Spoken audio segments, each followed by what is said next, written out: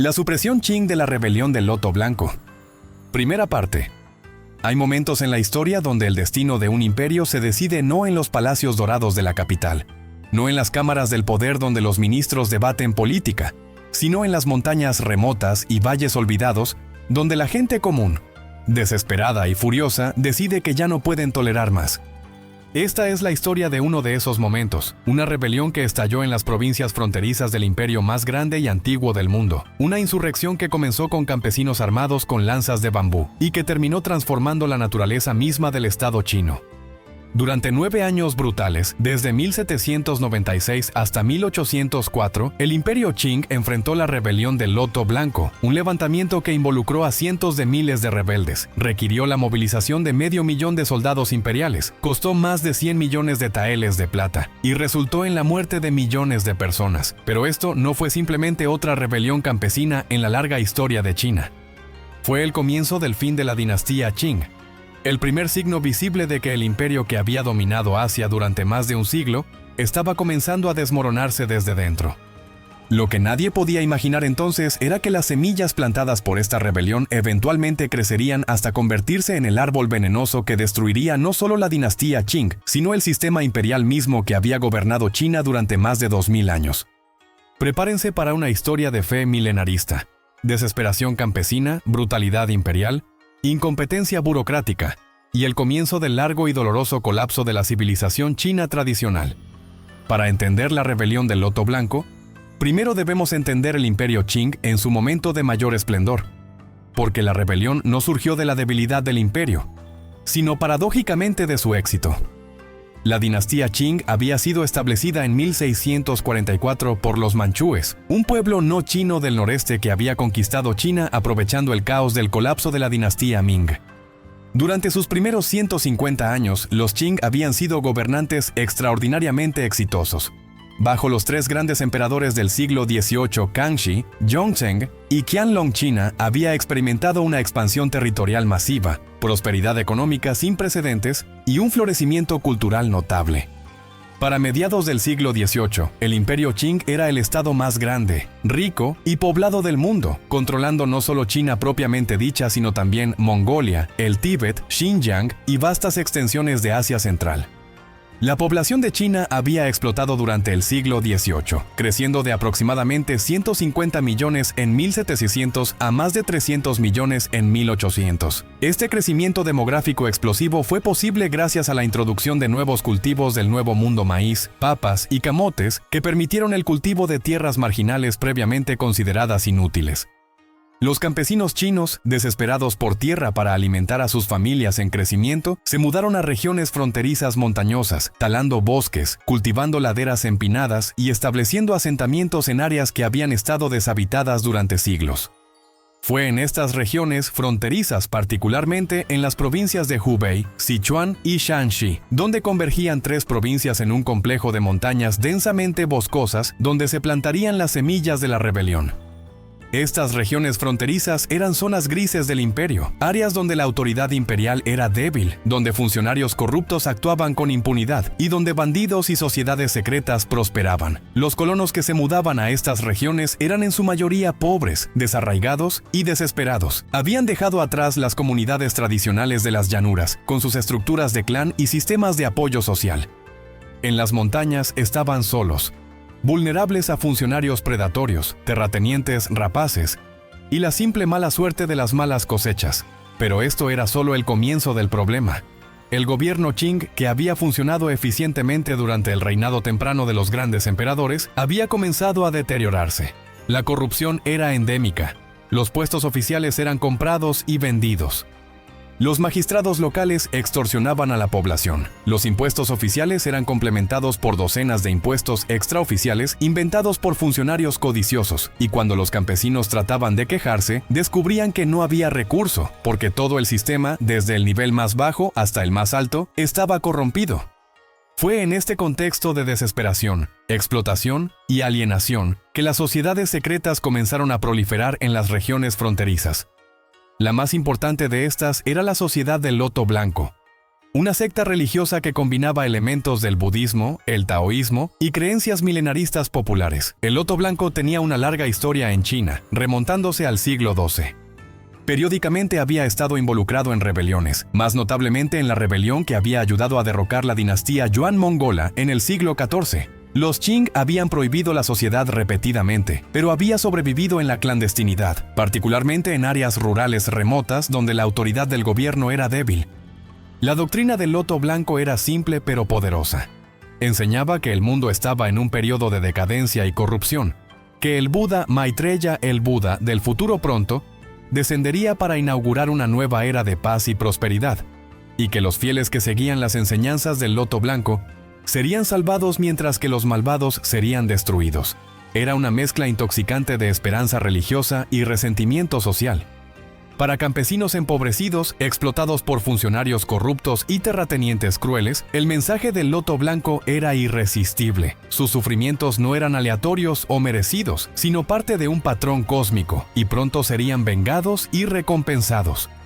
En los años 1790, las condiciones en las regiones fronterizas se habían deteriorado drásticamente. Una serie de malas cosechas había llevado a hambrunas localizadas. El gobierno imperial, enfrentando déficits fiscales por primera vez en décadas, había incrementado la presión sobre los funcionarios locales para recaudar más impuestos, y estos funcionarios a su vez presionaban más duramente a los campesinos. Al mismo tiempo, el emperador Qianlong, que había gobernado brillantemente durante 60 años, se había vuelto anciano, complaciente y dominado por favoritos corruptos, particularmente el infame He Shen, un funcionario cuya corrupción era tan masiva que cuando finalmente fue arrestado después de la muerte de Qianlong, su riqueza personal confiscada ascendía a más de 1.000 millones de taeles de plata, aproximadamente el equivalente a los ingresos del gobierno imperial durante 15 años. Fue en este contexto de crisis que comenzó la rebelión.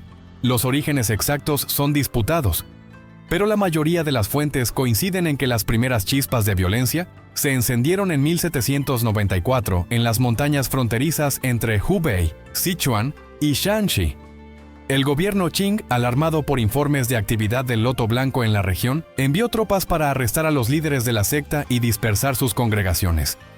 Pero la campaña fue manejada con extraordinaria ineptitud y brutalidad. Los soldados imperiales, pobremente disciplinados y peor pagados, no distinguían entre seguidores reales del Loto Blanco y campesinos ordinarios. Aldeas enteras fueron quemadas. Hombres sospechosos de ser miembros del Loto Blanco fueron arrestados y ejecutados sin juicio. Las mujeres fueron violadas. La propiedad fue saqueada.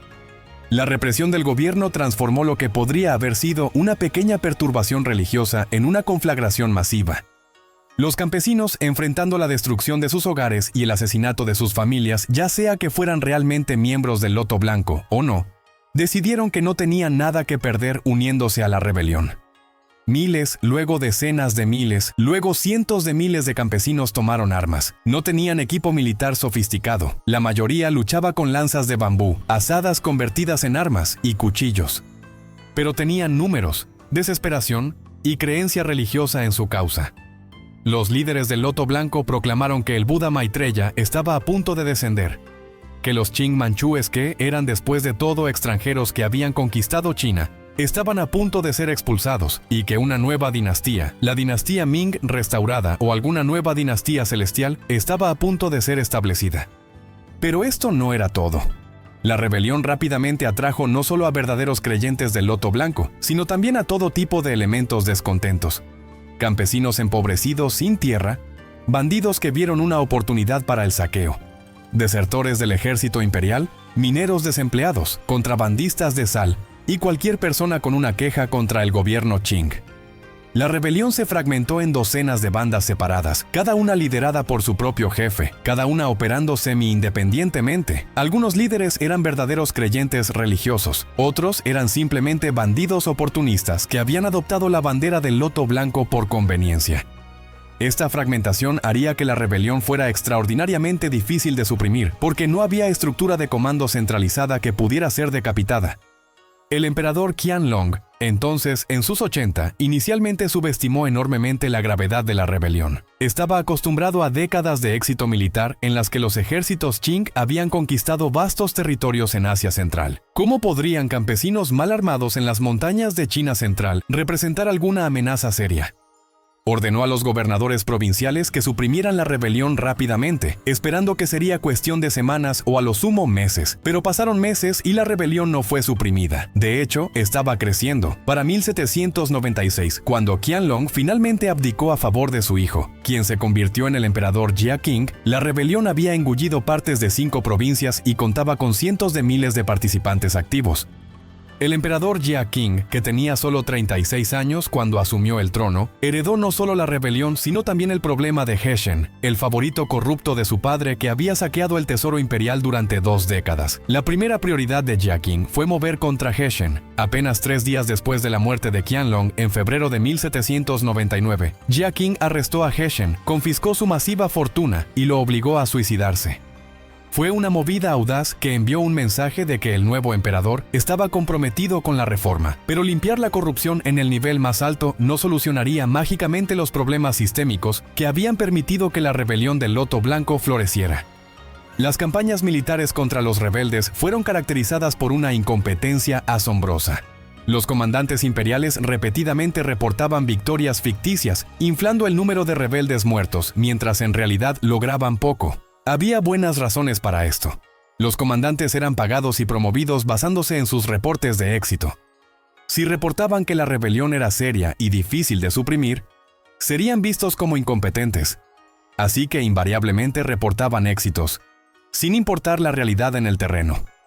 Este sistema de incentivos perversos significaba que el emperador en Beijing recibía información consistentemente falsa sobre la situación, llevándolo a tomar decisiones basadas en fantasías en lugar de hechos. Las tropas imperiales enviadas a suprimir la rebelión eran en su mayoría el sistema de bandera, las fuerzas militares hereditarias que habían sido la columna vertebral del poder militar Qing durante la conquista inicial de China. Pero para finales del siglo XVIII, los ejércitos de bandera se habían vuelto suaves, vivían en guarniciones urbanas, recibían estipendios regulares y rara vez entrenaban seriamente. Cuando fueron enviados a las montañas a luchar contra rebeldes, demostraron ser espectacularmente ineficaces. No conocían el terreno, no podían distinguir entre campesinos inocentes y rebeldes. Sus tácticas convencionales eran inútiles contra guerrilleros que atacaban rápidamente y luego desaparecían en el bosque. Y lo peor de todo, estaban devastadoramente corruptos. Los oficiales robaban el pago de sus soldados. Los soldados saqueaban aldeas inocentes. Los suministros destinados al ejército eran vendidos en el mercado negro. Los rebeldes, por el contrario, tenían ventajas que compensaban su falta de armamento sofisticado. Conocían íntimamente el terreno montañoso. Tenían el apoyo, o al menos la aquiescencia, de gran parte de la población local. Podían moverse rápidamente, atacando convoyes de suministros imperiales o guarniciones aisladas, y luego dispersándose antes de que llegaran los refuerzos imperiales. Y crucialmente, estaban motivados por una mezcla de fervor religioso, desesperación económica y odio justificado por los abusos que habían sufrido de funcionarios corruptos y soldados brutales. Nadie podía esperar lo que vendría después, porque lo que comenzó como un esfuerzo para suprimir una rebelión religiosa se transformó en una de las campañas de contrainsurgencia más brutales de la historia china. El emperador Jia Qing, frustrado por años de fracaso militar, comenzó a autorizar tácticas cada vez más draconianas. Si las tropas no podían distinguir entre rebeldes y campesinos ordinarios, entonces todos en las áreas de rebelión serían tratados como potenciales rebeldes. Aldeas sospechosas de albergar rebeldes fueron quemadas hasta los cimientos. Los cultivos fueron destruidos sistemáticamente para negar alimentos a los rebeldes.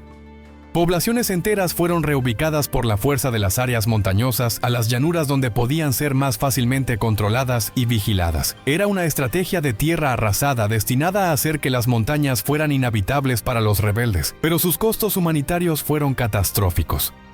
La política de 3 en 1 se volvió infame. Para cada rebelde muerto, las tropas imperiales debían producir una oreja como prueba. Para incentivar esto, se pagaban recompensas por las orejas de los rebeldes. Pero el problema obvio era que las tropas no podían distinguir entre orejas de rebeldes y orejas de campesinos inocentes. El resultado predecible fue que soldados imperiales masacraban campesinos ordinarios para cobrar las recompensas. Los funcionarios en Beijing, leyendo reportes de miles de rebeldes muertos, felicitaban a los comandantes por su efectividad. Pero en las montañas, la realidad era un ciclo de terror que simplemente empujaba a más campesinos desesperados a los brazos de la rebelión. Las mujeres desempeñaron un papel notable e inusual en la rebelión del Loto Blanco. La doctrina del Loto Blanco incluía elementos igualitarios que atraían a las mujeres. Algunas mujeres se convirtieron en líderes religiosas, proclamando profecías y dirigiendo rituales. Otras lucharon junto a los hombres como combatientes. El gobierno Qing, profundamente patriarcal y confuciano, encontró esto particularmente escandaloso. Los informes oficiales expresaban horror ante la idea de mujeres empuñando armas y rechazando sus roles apropiados. Cuando las mujeres rebeldes eran capturadas, enfrentaban castigos particularmente severos, incluyendo mutilación y ejecución pública, destinados a servir como advertencias terribles para otras mujeres que pudieran considerar desafiar el orden de género. Para 1799, después de 3 años de guerra, se hizo evidente para el emperador Jia Qing que las tácticas convencionales no estaban funcionando. La rebelión no estaba siendo suprimida, si acaso estaba empeorando en algunas áreas. Las arcas imperiales estaban siendo drenadas a una tasa alarmante.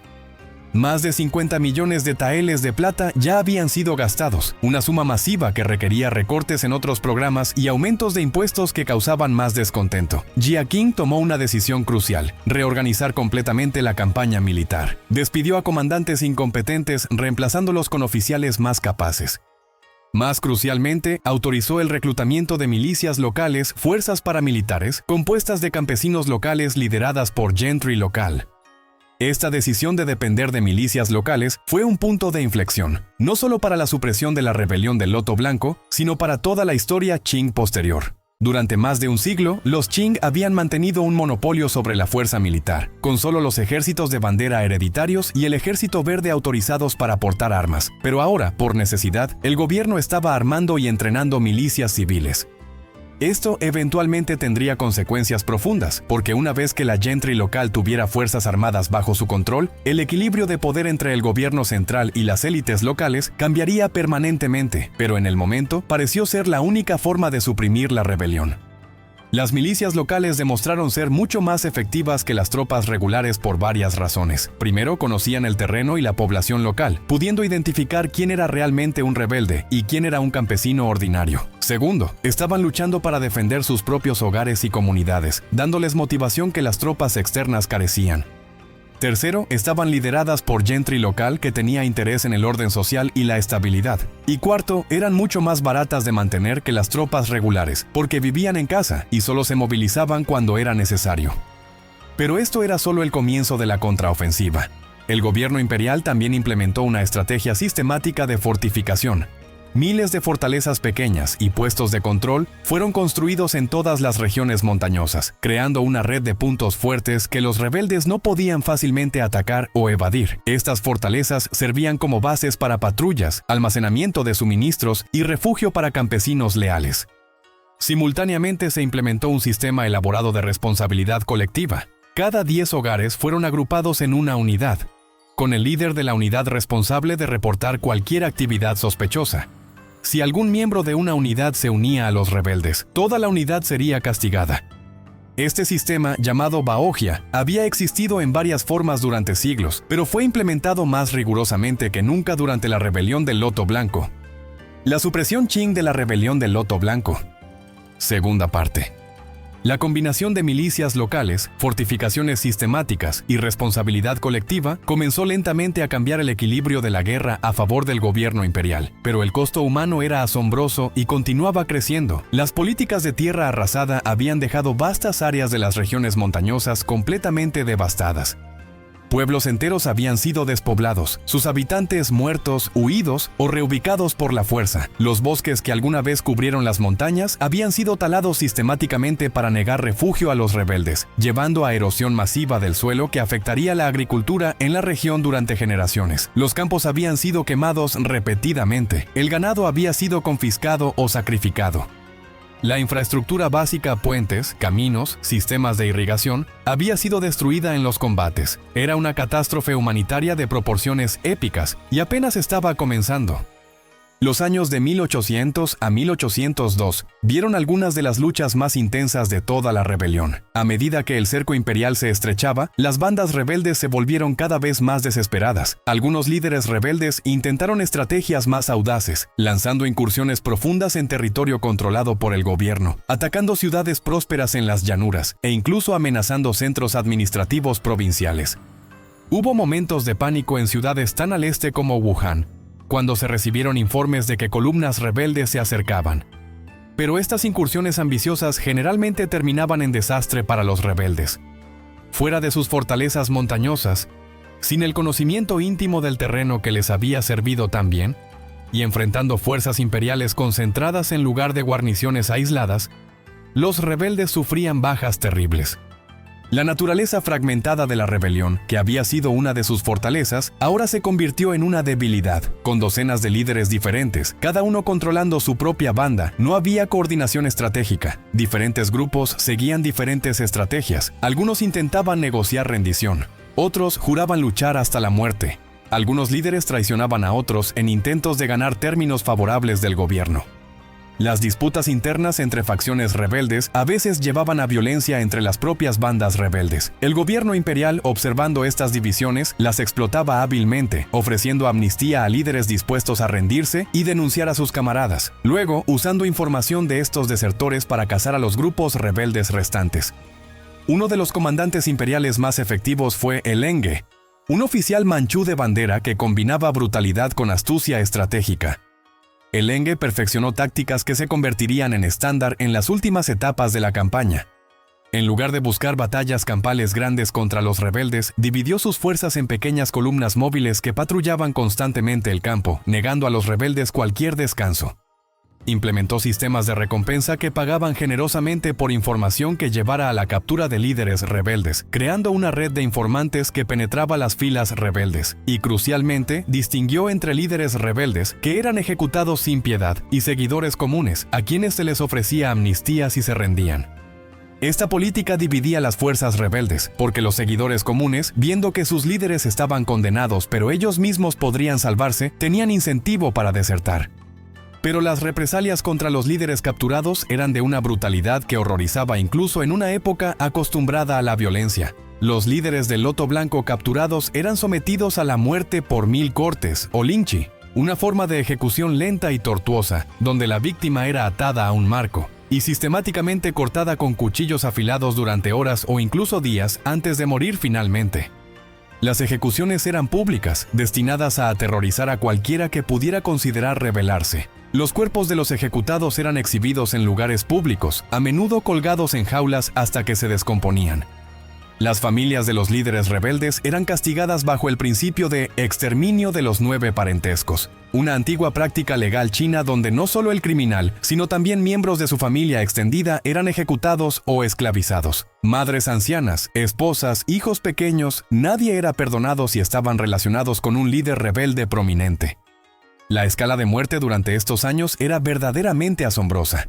Los números exactos son imposibles de determinar con precisión, pero estimaciones modernas sugieren que entre 2 y 3 millones de personas murieron como resultado directo o indirecto de la rebelión del Loto Blanco y su supresión. Algunos murieron en combate, más murieron por hambruna, porque sus cultivos habían sido destruidos y sus pueblos quemados. Muchos murieron por enfermedades que se propagaron en poblaciones desplazadas viviendo en condiciones terribles, y decenas de miles fueron ejecutados por el gobierno como presuntos rebeldes o simpatizantes rebeldes. En algunas áreas, la población se redujo en 1/3 o más. Pueblos prósperos se convirtieron en aldeas fantasma. Tierras cultivadas revirtieron a la naturaleza salvaje. Era una catástrofe demográfica concentrada en varias provincias del centro de China. Para 1803 quedaba claro que la rebelión estaba en sus últimos estertores. Las últimas grandes bandas rebeldes habían sido acorraladas en bolsillos cada vez más pequeños de territorio montañoso. Las líneas de suministro habían sido completamente cortadas. La población local, exhausta por años de guerra, ya no estaba dispuesta o capaz de apoyar a los rebeldes. Y crucialmente, las esperanzas milenaristas que habían animado la rebelión se habían desvanecido. El Buda Maitreya no había descendido. El reino celestial prometido no había sido establecido. Los líderes que habían proclamado invulnerabilidad mágica habían sido muertos o capturados. Para la mayoría de los rebeldes ordinarios restantes, la rendición comenzó a parecer la única opción racional. Los últimos líderes rebeldes importantes fueron cazados y capturados uno por uno en 1804. Wang Conger, una de las líderes rebeldes femeninas más prominentes, que había comandado miles de seguidores y había eludido la captura durante años, fue finalmente acorralada en las montañas de Hubei. En lugar de rendirse, según cuenta la leyenda, se arrojó de un acantilado a su muerte, prefiriendo el suicidio a la captura y la tortura segura que seguiría. Xu Tiande, otro líder prominente que había reclamado ser el heredero legítimo del trono Ming, fue traicionado por uno de sus propios lugartenientes y entregado a las autoridades imperiales. Fue llevado a Beijing en una jaula, exhibido públicamente como advertencia, y luego ejecutado con elaborada ceremonia en el mercado de ejecución ante una multitud de miles de espectadores. En septiembre de 1804, el emperador Jia Qing emitió un edicto declarando oficialmente el fin de la rebelión del Loto Blanco. Las últimas bandas rebeldes habían sido destruidas o dispersadas. El orden había sido restaurado en las regiones fronterizas. Las tropas imperiales podían finalmente ser retiradas o reducidas. Pero el edicto de victoria del emperador no podía ocultar la realidad de que esta había sido la campaña militar más costosa y humillante en la historia Qing hasta ese punto. Había tomado 9 años suprimir lo que el gobierno inicialmente había desestimado como una perturbación menor. Había requerido la movilización de más de 500,000 de tropas en su pico. Había costado más de 100 millones de taeles de plata, drenando completamente el superávit del tesoro imperial acumulado durante el próspero reinado de Qianlong, y dejando al gobierno Qing en déficit por primera vez en décadas, y había expuesto debilidades fundamentales en el sistema militar, administrativo y fiscal Qing, que solo empeorarían en las décadas venideras. Las consecuencias sociales en las regiones afectadas eran catastróficas. Familias enteras habían sido aniquiladas. Las estructuras de clan que habían sido el pegamento de la sociedad china rural durante siglos habían sido destrozadas. Huérfanos vagaban por el campo en bandas, sobreviviendo a través de la mendicidad o el bandidaje. Viudas, sin familia masculina para apoyarlas, enfrentaban hambruna o prostitución. Las tierras cultivables estaban vacías porque no había suficientes personas para trabajarlas. Los terratenientes no podían encontrar inquilinos. Los comerciantes no podían encontrar trabajadores. El tejido social de regiones enteras había sido rasgado y llevaría generaciones, si acaso, repararlo completamente. El gobierno imperial intentó varias medidas para estabilizar y reconstruir las regiones devastadas. Se proclamaron amnistías generales para rebeldes menores que no habían sido capturados, alentándolos a regresar a la vida normal sin miedo a castigo. Se ofrecieron exenciones fiscales a las áreas más afectadas, reconociendo que las poblaciones empobrecidas no podían pagar impuestos. Se hicieron esfuerzos para alentar la remigración a áreas despobladas, ofreciendo tierra gratis o a bajo costo a colonos dispuestos a cultivar campos abandonados. Se distribuyeron granos de las reservas gubernamentales para prevenir hambrunas continuas. Pero estos esfuerzos fueron inconsistentemente implementados, frecuentemente saboteados por corrupción oficial e inadecuados en escala para la magnitud de la crisis. Lo más significativo a largo plazo, sin embargo, fueron los cambios institucionales que la rebelión forzó sobre el Estado Qing. El fracaso de los ejércitos de bandera tradicionales y la efectividad de las milicias locales llevaron a una militarización permanente de la sociedad local. La gentry local, habiendo organizado y liderado milicias durante la rebelión, no estaba dispuesta a desarmarse completamente una vez que terminó la rebelión. ¿Por qué deberían hacerlo cuando el bandidaje continuaba siendo endémico y el gobierno demostraba ser incapaz de proporcionar seguridad adecuada? Así que las milicias locales persistieron, evolucionando en algunas áreas en lo que eran efectivamente ejércitos privados controlados por gentry poderosa en lugar del gobierno central. Esto comenzó un proceso de descentralización militar que culminaría a mediados del siglo XIX con el sistema de ejércitos regionales, que fue crucial para suprimir la rebelión Taiping, pero que permanentemente debilitó el control del gobierno central sobre las provincias. Fiscalmente, el gobierno Qing nunca se recuperó completamente de los costos de la rebelión del Loto Blanco. Los 100 millones de taeles gastados en suprimir la rebelión habían vaciado el tesoro. Reconstruir tomó décadas y requirió aumentos de impuestos que aumentaron el resentimiento popular. El gobierno comenzó a tomar atajos. vendiendo títulos oficiales para recaudar efectivo rápido, una práctica que solo intensificó el problema de la corrupción oficial. El déficit fiscal se convirtió en crónico en lugar de temporal. Para mediados del siglo XIX, el gobierno Qing estaba constantemente al borde de la bancarrota, una debilidad que las potencias extranjeras explotarían despiadadamente durante las guerras del opio y después. Administrativamente, la rebelión había revelado que el sistema burocrático Qing estaba profundamente disfuncional. Los reportes falsos, la corrupción endémica y la incompetencia oficial habían permitido que lo que debería haber sido una perturbación menor se convirtiera en una crisis nacional de 9 años. Pero en lugar de reforma fundamental, el gobierno Qing respondió con medidas superficiales.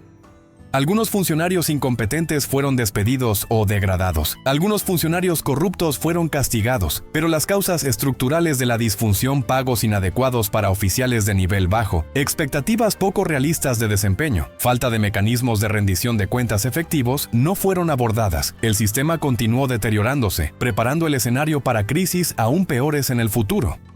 También hubo consecuencias ideológicas. La rebelión del Loto Blanco había sido animada por creencias religiosas milenaristas que prometían la llegada inminente de un Salvador divino y el establecimiento de un reino utópico. Aunque la rebelión fue suprimida, las creencias que la motivaron no fueron erradicadas. De hecho, la brutal represión probablemente fortaleció en lugar de debilitar estas creencias en algunos sectores de la población. Las décadas siguientes verían una proliferación de sectas religiosas heterodoxas en toda China, muchas de ellas variantes del Loto Blanco o movimientos relacionados. Esto culminaría en la década de 1850 con la rebelión Taiping, una insurrección aún más masiva y destructiva animada por una forma sincretizada de cristianismo milenarista que casi derrocó la dinastía Qing por completo. Las élites intelectuales chinas sacaron varias lecciones de la rebelión del Loto Blanco, aunque no todas las lecciones fueron sabias. Algunos concluyeron que la rebelión demostró la necesidad de un control más estricto sobre la población, una vigilancia más intensiva y castigos más severos para la disidencia. Otros argumentaron que la rebelión demostró los peligros de permitir que la corrupción oficial se descontrolara y abogaron por reformas para hacer que el gobierno fuera más responsable y eficiente. Algunos culparon al crecimiento poblacional masivo del siglo XVIII, argumentando que China simplemente tenía demasiadas personas para que la tierra la sostuviera, y abogaron por políticas para limitar el crecimiento poblacional o alentar la emigración. Algunos culparon a la influencia heterodoxa de sectas religiosas como el Loto Blanco y abogaron por una ortodoxia confuciana más estricta y la supresión de todas las creencias no ortodoxas. Pero casi nadie en la élite gobernante china sacó lo que, en retrospectiva, parece ser la lección más obvia, que el sistema mismo estaba roto, que la dinastía Qing estaba en decline terminal y que se necesitaban reformas fundamentales para prevenir el colapso. Había una renuencia profunda a cuestionar los fundamentos del sistema. Después de todo, la dinastía Qing había gobernado con éxito durante más de 150 años. Había supervisado una expansión territorial masiva, prosperidad económica y logros culturales. Seguramente los problemas revelados por la rebelión del Loto Blanco eran aberraciones temporales que podían ser corregidas con ajustes menores en lugar de señales de falla sistémica que requerían transformación fundamental. Esta complacencia probaría ser fatal. El impacto psicológico en la población común era complejo. Por un lado, la brutal supresión de la rebelión envió un mensaje claro de que la resistencia al gobierno imperial era inútil y resultaría en consecuencias terribles. El espectáculo de miles de presuntos rebeldes siendo ejecutados públicamente, de pueblos enteros siendo destruidos, de familias enteras siendo castigadas por las acciones de un miembro, todo esto estaba destinado a aterrorizar a la población para que obedeciera. Y en el corto plazo, funcionó. Las regiones afectadas por la rebelión estuvieron relativamente tranquilas durante varios años después. Pero por otro lado, la brutalidad de la represión también generó un reservorio profundo de resentimiento y odio hacia el gobierno Qing que persistiría durante generaciones. Los niños que habían visto a sus padres ejecutados, las viudas que habían visto a sus esposos asesinados por soldados imperiales, los campesinos que habían visto sus hogares quemados, estas personas no olvidarían ni perdonarían. Transmitirían sus agravios a sus hijos y nietos. Para los manchúes étnicos que gobernaban la dinastía Qing, la rebelión del Loto Blanco intensificó la inseguridad sobre su posición como conquistadores extranjeros, gobernando sobre una población masiva de chinos Han. Los rebeldes del Loto Blanco frecuentemente habían enmarcado su rebelión en términos étnicos, llamando a expulsar a los bárbaros manchúes y restaurar la dinastía Ming nativa china. Aunque esta retórica étnica no había sido la única, o incluso la motivación principal para la mayoría de los rebeldes, la desesperación económica y la creencia religiosa eran probablemente más importantes, aún preocupaba a la élite manchú. Reforzó su percepción de que necesitaban mantener su distinción étnica de la mayoría, mientras simultáneamente gobernaban efectivamente sobre ellos, una tensión que nunca resolvieron completamente y que eventualmente contribuiría a la caída de la dinastía. Las potencias extranjeras, particularmente los británicos que estaban entonces expandiendo su presencia comercial en la costa de China, observaron la rebelión del Loto Blanco con considerable interés. Revelaba que el imperio Qing, que se había presentado como el reino celestial, el centro de la civilización, estaba enfrentando serios problemas internos.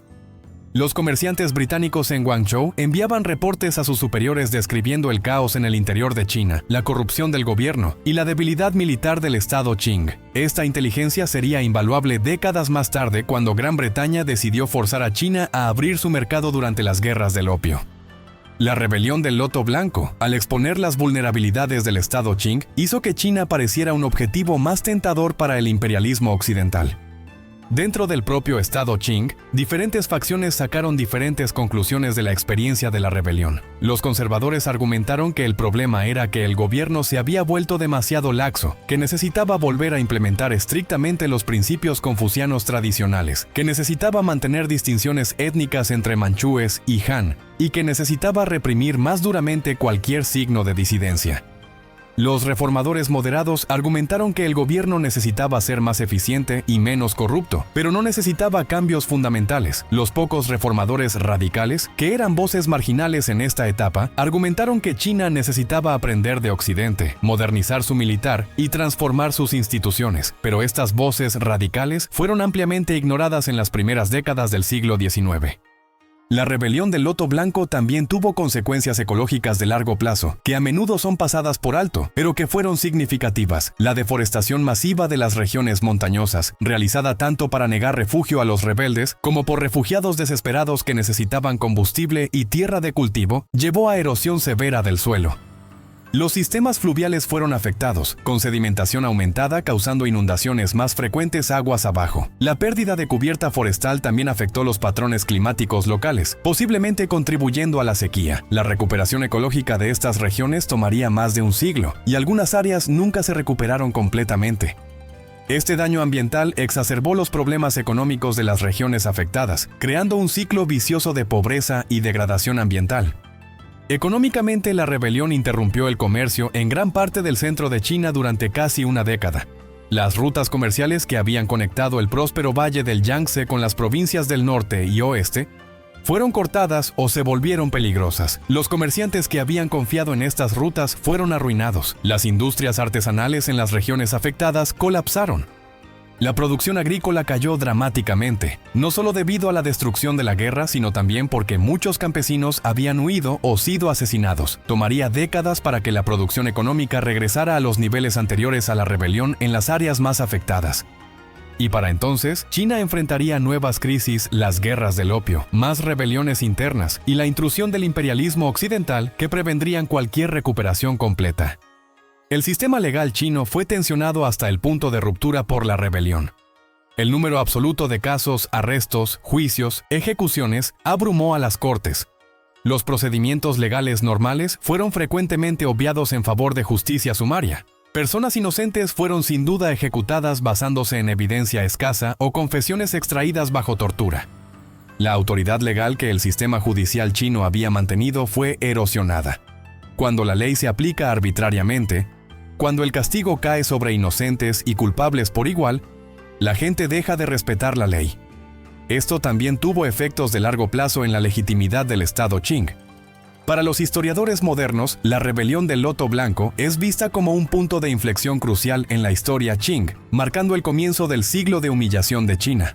Antes de la rebelión, el imperio Qing estaba en su apogeo, aparentemente invencible, próspero y confiado.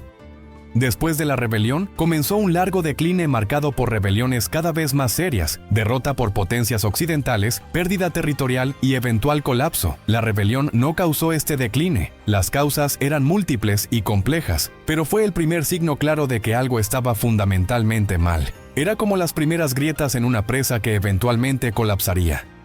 Algunos académicos han argumentado que la rebelión del Loto Blanco demuestra los límites del poder premoderno. Incluso un estado tan masivo y sofisticado como el Imperio Qing, con cientos de millones de súbditos y vastos recursos, luchó por suprimir una rebelión en su propio territorio durante 9 años.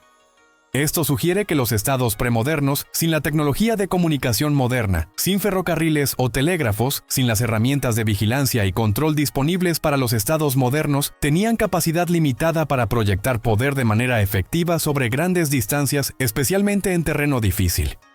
El estado Qing en 1800 era probablemente tan poderoso como cualquier estado premoderno podría ser, y aún así apenas logró suprimir la rebelión. Otros académicos han enfocado en los aspectos religiosos de la rebelión, viéndola como parte de una tradición más larga de rebeliones milenaristas en la historia china. El Loto Blanco era solo la última en una larga línea de movimientos religiosos que habían movilizado a las masas contra el gobierno. Esta tradición continuaría en el siglo XIX con la rebelión Taiping, los Nian, los Boxers y otros movimientos. Hay algo en las creencias milenaristas, la promesa de un salvador divino, la esperanza de un reino utópico, la seguridad de invulnerabilidad mágica, que resuena poderosamente con personas desesperadas. Los gobiernos chinos sucesivos, incluyendo eventualmente el Partido Comunista en el siglo XX, lucharían por suprimir estos movimientos religiosos heterodoxos, viendo en ellos amenazas a su monopolio sobre la autoridad ideológica.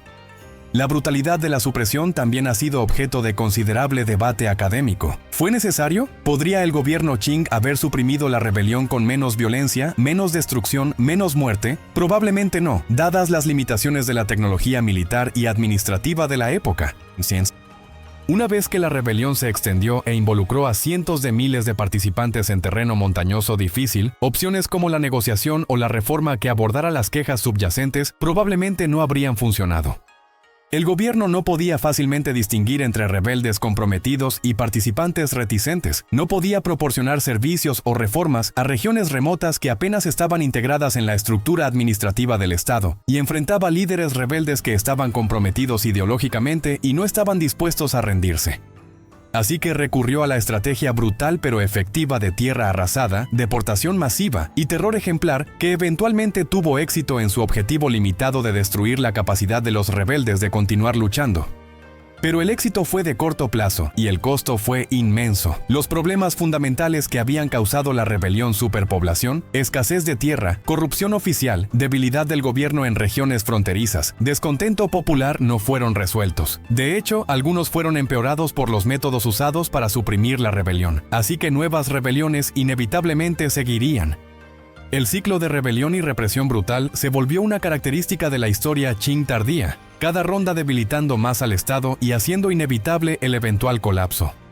Para la gente común de China, particularmente aquellos en las regiones afectadas, la rebelión del Loto Blanco fue un desastre sin precedentes. Casi todos en estas regiones perdieron familiares, amigos o vecinos. Muchos perdieron sus hogares, sus tierras, sus medios de subsistencia. Las comunidades que habían existido durante generaciones fueron destrozadas. Algunas nunca fueron reconstruidas.